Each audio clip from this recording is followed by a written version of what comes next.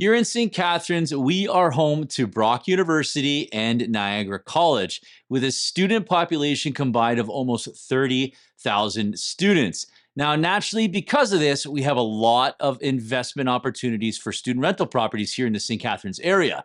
And if you want to learn more in today's video, I'm going to talk about the top 5 pros and cons of owning a student rental property here in St. Catharines. Stick around, we're going to get into it. What's up, guys? I'm Andrew Kulakowsky. Only days away from summertime. I remember riding my bike up and down this path. There's a reason why homes in this neighborhood sell so fast. Going to Tim Hortons, our local high school. If you're serious about location and you love to entertain, are you ready? Let me show you why.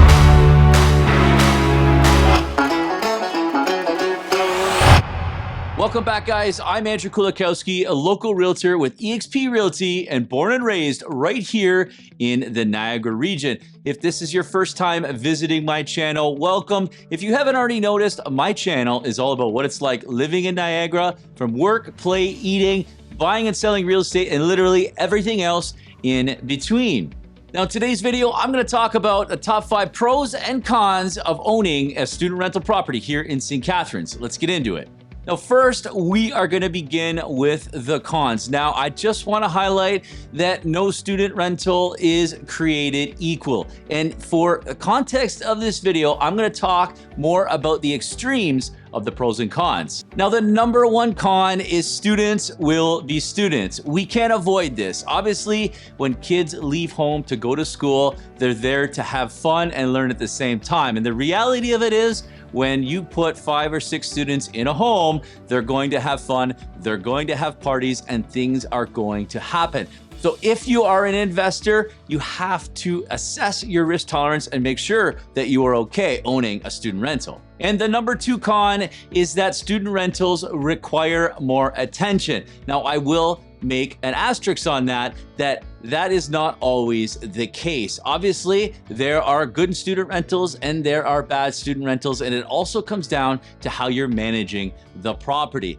Now, me personally, I have a student rental property and I hire a management company to manage the property for me. So essentially, it's very hands-off. Now, if you choose to manage the property yourself, I can guarantee you that there's going to be a little bit more work involved in managing that property. And I always recommend, if you are new to owning a student rental investment, I highly recommend hiring a property management company to look after managing the property for you, because it can become overwhelming.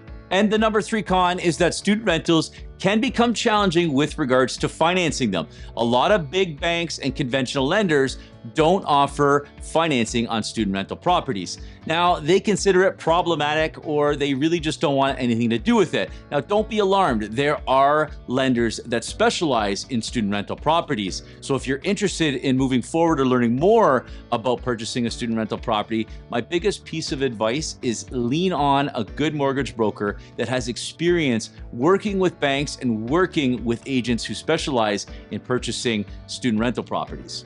And the number 4 con is that there are some additional costs that come along with owning a student rental property. Just to name a few, you have typically higher insurance costs simply due to the fact that it is a student rental with multiple students living in the property. Typically, you're going to be looking at a premium of about 25 to 30% more in insurance costs to insure the property. The second thing is, you also have to take into consideration, if you are hiring a property management company, you're going to have fees for that as well. Typical average for management fees range anywhere from 5 to 7% of your gross profit or gross revenue per monthly basis as a cost. And the third thing is, obviously, maintenance costs. Now, maintenance costs is going to vary. Not one property is created equal. So you have to take into consideration when purchasing these properties that you have to assess a maintenance fee or maintenance cost into your numbers when purchasing the property. And another cost that you have to consider, especially right now, is obviously higher interest rates. And with higher interest rates come higher monthly costs as well. And the number 5 con of owning a student rental property is they are very niche. The reality of it is, it's not going to be for everybody. Owning a student property can come with benefits. It can also come with some disadvantages.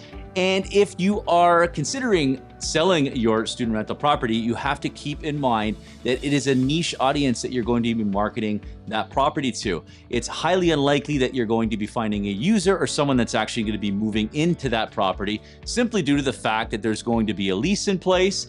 And because of that, you are unable to move into the property. So you have to keep in mind that your buyer pool, your buyer demographic is going to be a lot more narrow, and that it's most likely you're going to be targeting existing investors that are looking to purchase the property. Also, another small challenge is when selling a student rental property is marketing the property. Marketing a student rental is a lot different than marketing a single family home. Obviously, you've got 5 or 6 students living there at a time. There's a lot of moving parts. They typically don't show as well as a single family home. So marketing these properties can also come with some challenges as well. All right, guys, before getting into the pros of owning a student rental property, if you're liking my video right now and finding some of the information that I'm providing to you useful, please give me some love, hit like, hit subscribe, and tap the notification bell so you'll be notified every time I post up my latest videos. Now let's get into the pros of owning a student rental property. And the number one pro is cash flow. 2 sweet words that every investor loves to hear. Now, typically, most student rentals cash flow very well. Now, I will highlight that not every student rental is created equally. And just like any rental property, everybody's scenario is going to be slightly different with regards to how the property is structured. But one thing I do know to be true is that student rentals can be very lucrative. The reason why is that because each bedroom is rented individually, your overall rent revenue compared to a similar property at a similar price in it, say a single family detached or even a duplex, your rental revenue is typically higher. To give you an example, the average rental rate right now in St. Catharines per bedroom for a student rental is averaging around $625 a bedroom. And if your house has 5 or 6 bedrooms, then you can do the math.